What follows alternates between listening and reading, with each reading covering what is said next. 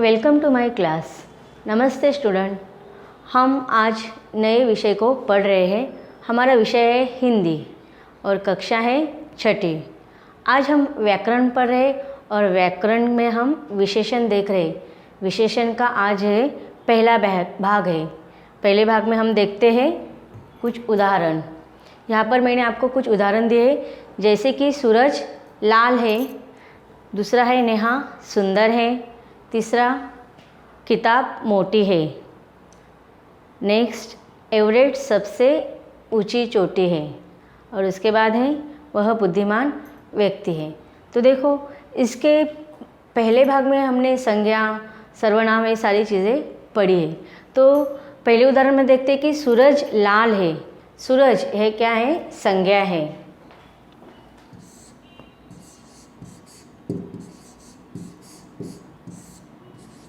सूरज संज्ञा है।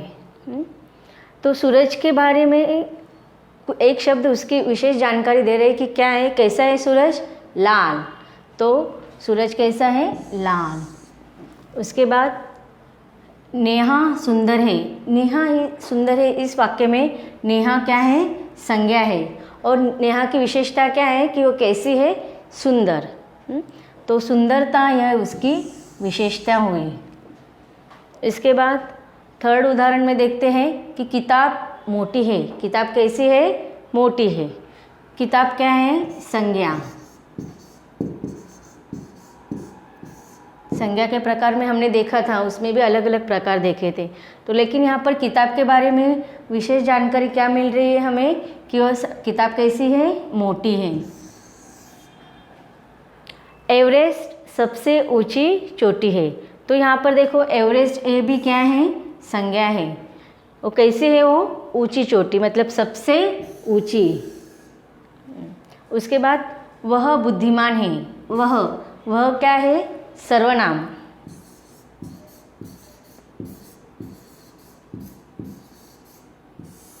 सर्वनाम। लेकिन वह व्यक्ति कैसा है? बुद्धिमान है, मतलब होशियार है। तो देखो, इन वाक्यों में क्रमशः लाल, सुंदर, मोटी, ऊंची और बुद्धिमान, इन शब्दों से हमें पता चल रहा है कि ये जो शब्द के द्वारा किसी संज्ञा या सर्वनाम के बारे में हमें उसकी विशेष जानकारी मिल रही है, किसी के गुणों के बारे में हमें पता चल रहा है। तो इसे हम विशेषण की परिभाषा बना सकते हैं कि वाक्य में आए हुए किसी भी संज्ञा या सर्वनाम के बारे में जो विशेष जानकारी दी जाती है, उन शब्दों को क्या कहते हैं? विशेषण। देखो, जैसे अब विशेषण की परिभाषा हमने देखा। परिभाषा का अर्थ होता है डेफिनेशन या व्याख्या। जो शब्द संज्ञा या सर्वनाम की विशेषता बताती है, उन शब्दों को विशेषण कहते हैं। अब इसके पहले हमने अलग अलग उदाहरण देखा कि जैसे कि पहले उदाहरण में हमने देखा कि सूरज लाल है। सूरज कैसा है? लाल। तो सूरज की विशेषता क्या बताने वाला शब्द कौन सा है? लाल। तो सूरज लाल है। इस वाक्य में लाल यह विशेषण हुआ। तो इस प्रकार विशेषण की व्याख्या बनाते हुए हम लिख सकते हैं कि जिस संज्ञा या सर्वनाम की विशेषता बताने वाले शब्दों को हम विशेषण कहते हैं। जैसे सुंदर, काला, गोरा, चौड़ा, परोपकारी, वीर आदि। इसको हम समझते हैं। और उदाहरण के बाद अभी अभी विशेषण देखा, संज्ञा, सर्वनाम हमें समझ में आता है। फिर विशेषण के बारे में हमने जानकारी हासिल की। अब विशेष्य का अर्थ होता है विशेषण शब्द। विशेषण का पता चल गया कि सूरज कैसा है? लाल। तो लाल है क्या है? विशेषण। तो विशेषण शब्द जिस शब्द की विशेषता प्रकट करता है उसे विशेष्य कहते हैं। देखो, उदाहरणों के द्वारा देखते हैं। जैसे कि पहला उदाहरण देखा था हमने, सूरज लाल है।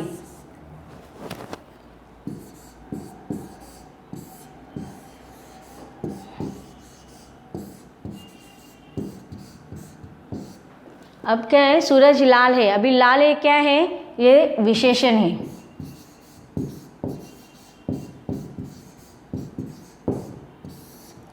लाल ये शब्द विशेषण है, लेकिन यहाँ पर क्या बताएं कि विशेषण शब्द जिस शब्द की विशेषता प्रकट करता है। अभी ये विशेषण है, लाल शब्द विशेषण है, और लाल हमें किसके बारे में बता रहा है? सूरज के बारे में। लाल कौन है? तो सूरज लाल है। तो सूरज यह क्या हुआ? विशेष्य। सूरज है क्या हुआ? विशेष्य।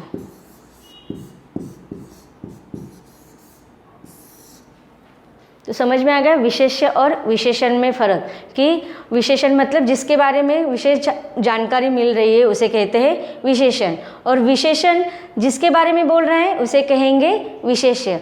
अर्थात संज्ञा या सर्वनाम को भी विशेष्य कहा जाता है। और एक उदाहरण के द्वारा देखते हैं हम आंसर कैसे लिखने चाहिए इसके।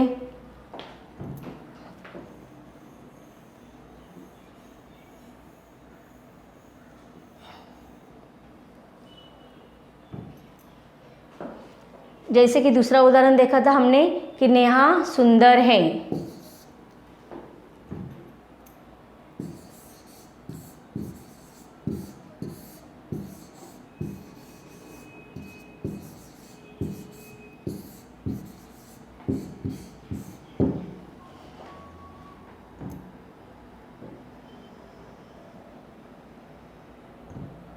अब देखो इस वाक्य में नेहा सुंदर है। सुंदर ये क्या है? विशेषण है।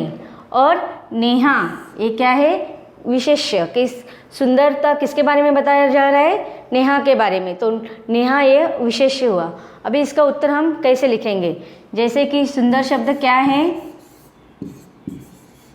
विशेष्य या विशेषण? वेरी गुड, विशेषण। और नेहा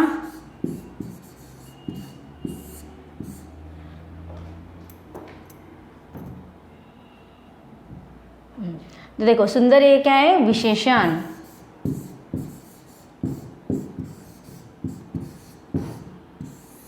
और नेहा क्या है? विशेष्य, क्योंकि नेहा के बारे में बताया जा रहा है ना। सुंदर कौन है? तो नेहा सुंदर है।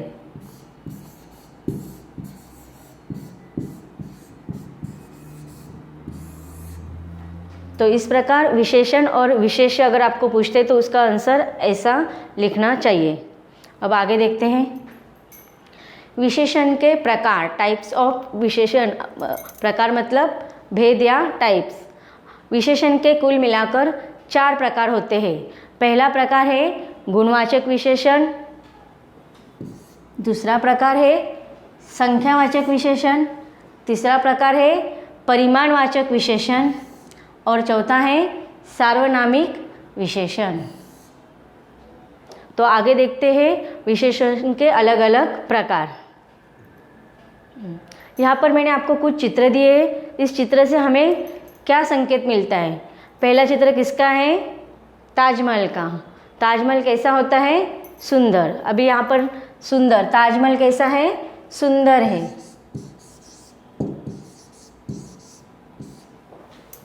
यहाँ पर हमें किसका दृश्य दिखाई दे रहा है? सूरज का। हाँ, तो सूरज कैसा होता है? लाल होता है, पीला भी होता है। तो मतलब ये नज़ारा बहुत सुंदर है। इसके बाद ये किसका चित्र है? बगीचे का। तो हम इस पर किस प्रकार से वाक्य बना सकते हैं कि बगीचे में सुंदर फूल है या रंगी बिरंगी फूल है। रंगी बेरंगी फूल है या तरह तरह के फूल है, फूल खूबसूरत है, खूबसूरत है। तो ये जो शब्द हैं रंगी बिरंगी, सुंदर, खूबसूरत, ये किसी के बारे में विशेष जानकारी दे रहे हैं।